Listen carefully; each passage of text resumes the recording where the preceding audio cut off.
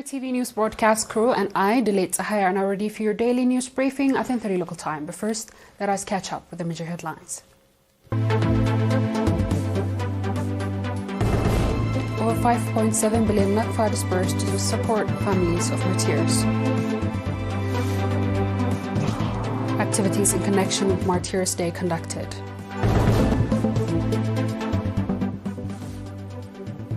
Up to 15 reported killed in Indian train collision.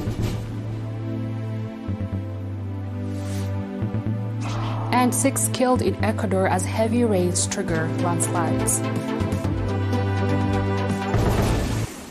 On our local news, Mr. ERi-TV, Director of Welfare for Families of Martyrs at the Ministry of Labour and Social Warfare, announced that the government of Eritrea has allocated more than 5.7 million Nakfa to assist the families of martyrs.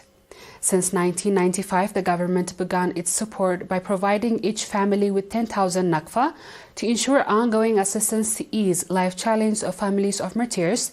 The government enacted the Support of Families of Martyrs Proclamation number 137/2003.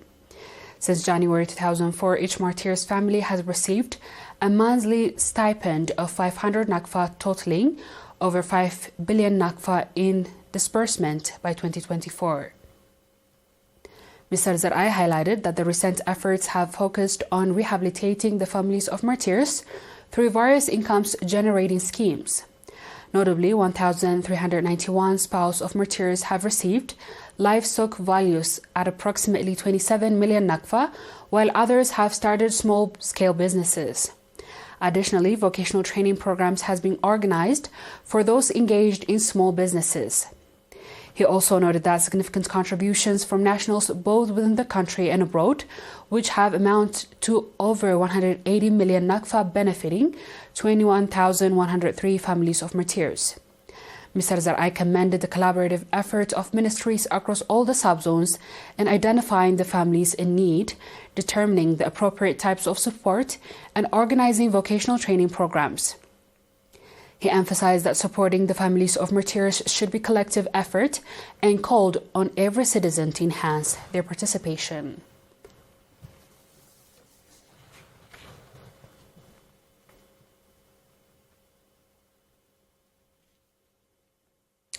Members of Corporation Association of the First Round of National Service and Taxi Owners Association conducted various activities in connection with Martyrs Day. Members of Cooperative Association of the First Round of the National Service conducted a walk-through program from Beit Gergish to Maidaminnet area and organized cultural and artistic programs. Mr. Jamal Saleh, chairman of the Cooperative Association, emphasized the responsibility bestowed upon us by our martyrs' lives in the hearts of the minds of every citizen, and expressed a strong conviction to live up to the expectation of the martyrs. General Philip Oswald Johannes, Chief of Staff of the Eritrean Defense Forces, and Ms. Askalu Monkorias, Minister of Tourism, commended the cultural programs presented by children and youth depicting the heroic fate demonstrated. They called on all government institutions to stand alongside the Cooperative Association in all its endeavors. Similarly, members of Taxi Owners Association carried out cultural programs at Maidaminnet area in connection with Martyrs Day.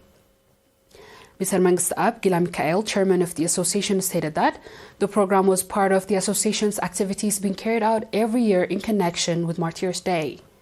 Colonel Kimfe Habtom, General Manager of Forestry and Wildlife Authority, praised the initiative taken by the members of the association in planting tree seedlings at the Maidaminnet area and called for its sustainability.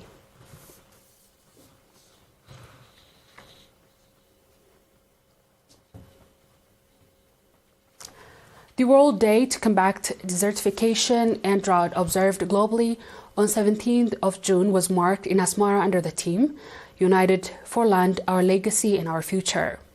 The ceremony, organized by Ministry of Agriculture, was held on 18th of May at the hall of the premises of the National Confederation of Eritrean Workers headquarters. The event saw the participation of representatives of line ministries, regional administrations, national associations, higher education institutions, the United Nations Development Programme Office in Eritrea, stakeholders of development programs. Delivering the keynote speech on behalf of the Ministry of Agriculture, Mr. Samara Amlosom, the Director General of Agricultural Extension Department, emphasized the annual event called for enhanced participation and efforts to restore degraded land and combat desertification to leave safe land to future generations. He highlighted that soil and water conservation as well as afforestation have been cornerstone policies. Mr. Samara urged for increased and integrated effort from pertinent bodies, members of the Eritrean Defense Forces communities, and experts for significant impact in this regard.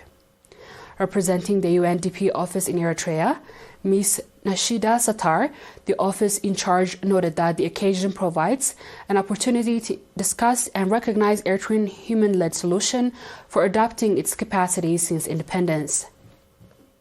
She stated that the government of Eritrea, through its legislative and policy frameworks, have been actively engaged in solidifying its efforts. Ms. Sattar also reiterated the UNDP's readiness to enhance partnership and support in Eritrea's effort towards ensuring long-term resilience and environmental and societal justice. The event included the presentation of 5 research papers and panel discussion, followed by extensive discussions and exchange of views among the partners. Several important issues were addressed and considerable opinions were crystallized.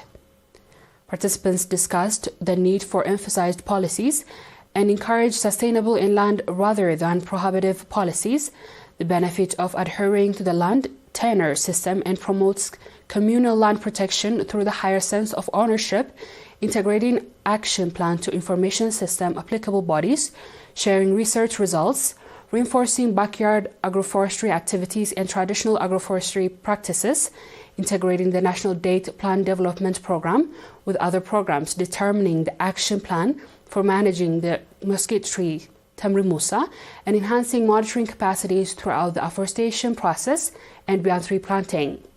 Additionally, a short video showcasing Eritrea's ongoing accomplishment in soil and water conservation as well as construction of water reservoirs was presented. Another short video conveyed an unofficial message from Mr. Antonio Guterres, Secretary General of the United Nations. The World Day to combat desertification and drought, which is vital in promoting public awareness and marked globally for the 30th time. A seminar aimed at eliminating female genital mutilation and underage marriage, which severely affects the physical and psychological well-being of children, was organized in residence of Sel'a Sabzon Gashbarka region. The seminar was organized by Ministry of Labor and Social Welfare Branch in the Gashbarka region. Mr. Tesfa Gabriel Gabrasilase, acting head of the Ministry of Labor and Social Welfare Branch, stated that these harmful practices previously perpetuated due to lack of public understanding and awareness have inflicted physical and psychological damage on women. He noted that as a result of sustainable awareness-raising programs, these practices have been significantly reduced. He called on the public, particularly village elders, religious leaders, and influential persons, to reinforce participation in the efforts to eliminate harmful practices.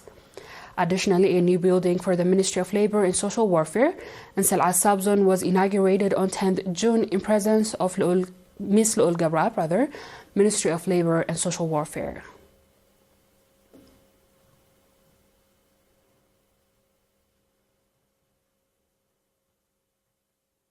Dear viewers, we'll be back with the international news shortly. Stay tuned.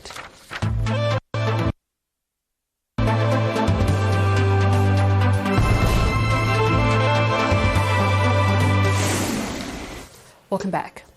As many as 15 people have been killed and dozens injured after a train collided with passenger train in India's West Bengal state.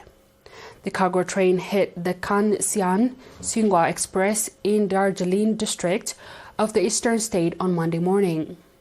Initial reporters suggest that the cause of the accident was human error. India's busy railway recorded hundreds of accidents every year. As per reports, at least 15 bodies have been pulled from mangled carriages. Nearly 30 people were injured, and rescue teams from the police and the National Disaster Response Force were working with doctors and residents of the area to clear the debris from the derailed carriage. TV picture shows one train rammed into the end of the other, with the compartment rising vertically in the air. Swarms of the people have gathered at the spot where rescuers were searching for victims.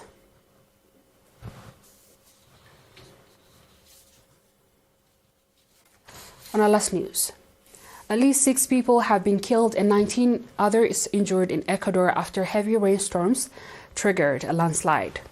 A deadly mudslide occurred on Sunday in the city of Bonas de Gua Santa in central Ecuador. This is according to the National Risk Management Agency.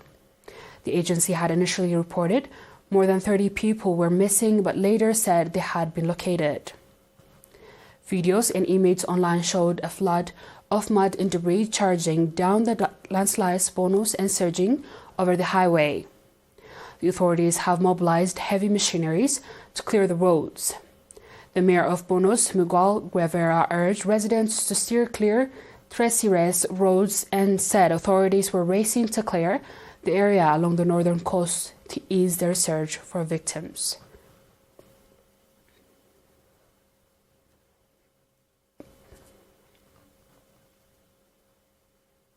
Dear viewers, we've come to the end of tonight's news. Let's have a quick recap of the headlines.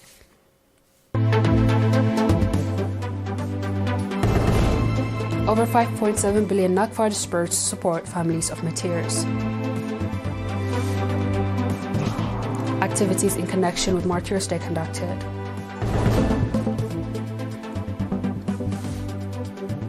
Up to 15 reported killed in Indian train collision.